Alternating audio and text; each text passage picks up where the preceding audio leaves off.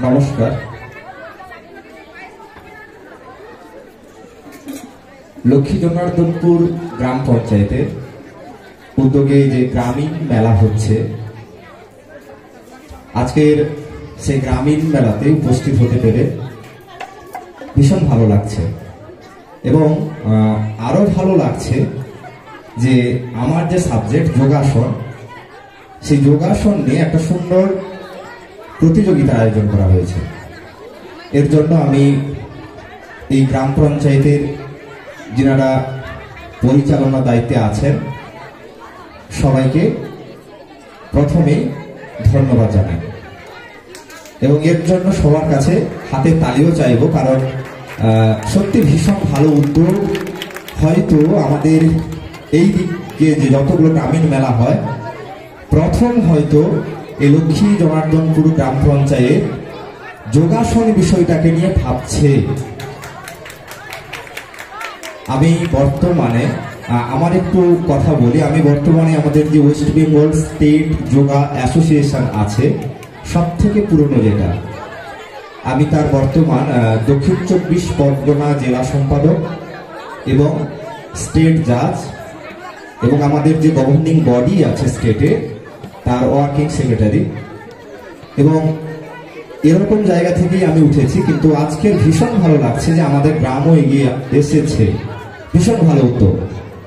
প্রথমে আমি বলে রাখছি, যদি কখনো আমাকে কোনো প্রয়োজনে লাগে এই সাবজেক্ট নিয়ে, অবশ্যই আমার খোঁজ করবেন, অবশ্যই আমাকে পাবেন।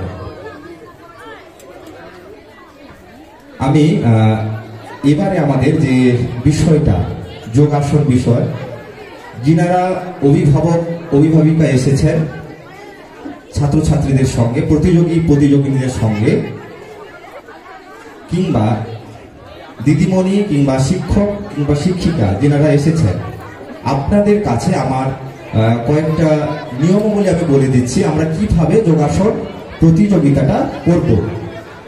একটু মন দিয়ে শুনবেন, কারণ প্রতিযোগিতার পরে আমি কোনো রকম বিতর্ক কিংবা অহেতুক সমালোচনা চাইছি না।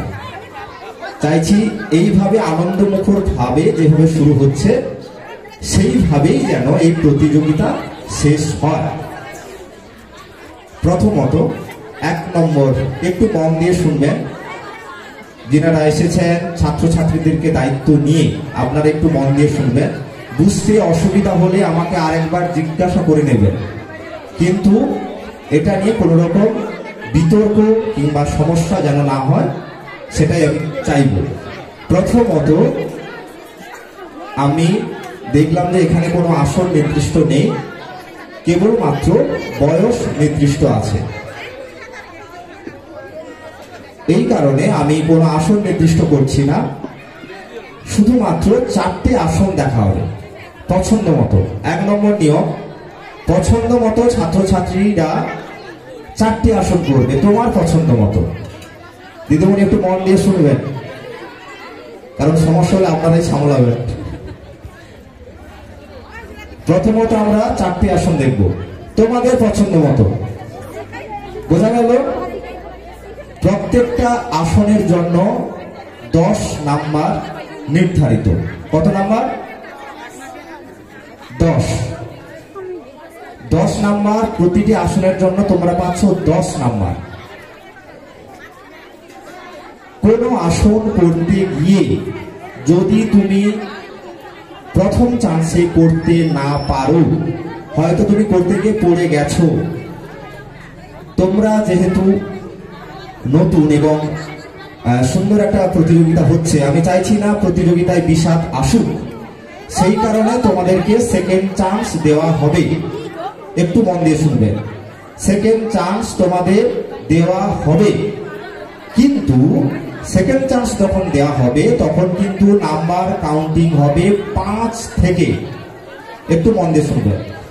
যদি তুমি প্রথম চান্সে আসন করো তাহলে তুমি পাচ্ছ 10-এর মধ্যে তোমার কাউন্ট হবে, কিন্তু তোমার যদি সেকেন্ড চান্সে হয় তাহলে কিন্তু আমরা 5 থেকে কাউন্ট করব। কিন্তু আমি কাউকে নিরাশ করছি না, তোমরা করো, কিন্তু থার্ড চান্সে কিন্তু আর হচ্ছে না, রাজভোগ খাও। বোঝা গেল? আচ্ছা, মোটামুটি আমরা এই তিনটে যে পরিষ্কার যেটা জানার দরকার ছিল সেটা জানিয়ে দিলাম। প্রতিযোগিতার ক্ষেত্রে কঠিন আসন, সোজা আসন, এটা আমার কাছে বিচার্য বিষয় নয়। আমার কাছে বিচার্য বিষয় তুমি কতটা ভালো দেখাতে পারছো। হ্যাঁ,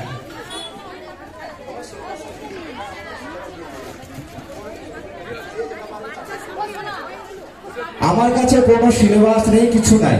আমি দেখবো 4টে আসন, সেটা কি করলে সেটা আমি দেখবো না, আমি 4টে আসন দেখব। কিন্তু সেই আসনগুলো পারফেক্ট চাই। কেউ পদ্মাসন করেও আমি তাকে 8 দেব, সেটা পারফেক্ট করতে হবে। কিন্তু কেউ হ্যান্ডস্ট্যান্ড করতে গিয়ে পড়ে গেল, কিংবা উল্টে গেল, কিংবা সে সঠিক প্রস্রাব করতে পারলো না, সেখানে কিন্তু আমি অবশ্যই নাম্বার শেষ তার মতনই পাবে। এটা আমি পারফেক্ট আসন দেখব। যারা আছেন অভিভাবকরা, শিক্ষক শিক্ষিকারা, আপনারা এটা মন দিয়ে জেনে নিন, আমি কোনো আসন, সোজা আসন, কঠিন আসন, ভালো আসন, হাতে দেখা যাচ্ছে হয়তো আপনাদের হাতের তালি পেয়ে গেল, কিন্তু সেই ছাত্রটা আমার নাম্বার হয়তো বেশি নাম্বার পেল না। কারণ গতদিন আমাদের সার্কেল স্পোর্টস হয়েছিল কামদেবপুরে, আমি ছিলাম সেখানে। ওই জিমনাস্টিকে দেখলাম একজন হ্যান্ডস্ট্যান্ড করেছে, দর্শক থেকে শুরু করে শিক্ষক শিক্ষিকারা সবাই হাতে তালি দিচ্ছে, কিন্তু ও কিন্তু ওটাতে নেগেটিভ মার্ক পেয়েছে। হ্যাঁ, কারণ ওটা তার সিলেবাস বহির্ভূত ছিল এবং ওখানে ছিল না বিষয়টা। এটা দর্শকের কাছে হাতের তালি, এবার দেখা যাচ্ছে কেউ এসে বলবে এটা তো ভালো করছিল, কিন্তু ওটা আমাদের কাছে ঠিক হয়নি। বোঝা গেল? আচ্ছা, আমরা মঞ্চেই করবো প্রতিযোগিতা, 2 জন করে আসবে, 2 জন করেই দেখবো পরপর করে।